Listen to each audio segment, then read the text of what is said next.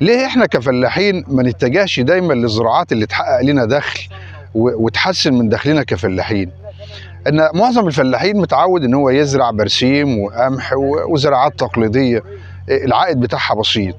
فمن خلال هذه التجربه بتوجه لفلاحين الدقهليه كلهم وبقول لهم نتابع موضوع زراعه الكتان.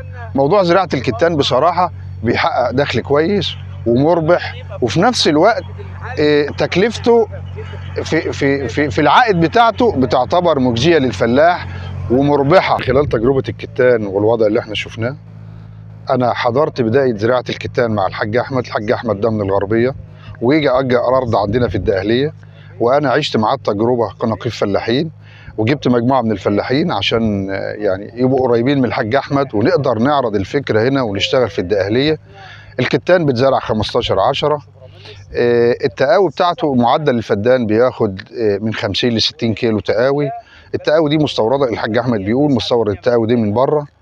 فلما الحاج احمد بدر التقاوي في 15/10 فضل متابعه الارض عن طريق تسميد سوبر فوسفات، وبعدين تسميد الازوت بتاع اللوريا، وطرق الري ونظام الري ومواعيد الري، والنهارده متابع معاه الحصاد. فتلاقيت فكره بصراحه، يعني ليه احنا كفلاحين ما نتجهش دايما للزراعات اللي تحقق لنا دخل وتحسن من دخلنا كفلاحين؟ ان معظم الفلاحين متعود ان هو يزرع برسيم وقمح وزراعات تقليديه العائد بتاعها بسيط. فمن خلال هذه التجربه بتوجه لفلاحين الدقهليه كلهم وبقول لهم نتابع موضوع زراعه الكتان. موضوع زراعه الكتان بصراحه بيحقق دخل كويس ومربح، وفي نفس الوقت تكلفته في العائد بتاعته بتعتبر مجزيه للفلاح ومربحه، وفي نفس الوقت بتصدر وماهوش عبء على الدوله.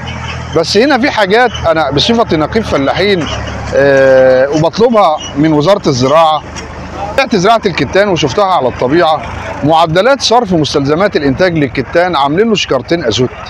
طبعا شكارتين الازوت دول ضعاف. انا سلمت ارض للحاج احمد وعشت معاه التجربه وشفتها. بسم الله ما شاء الله. الكتان تجربه ناجحه، وبنشجع كل الفلاحين عليها وتقبل على زراعه الكتان.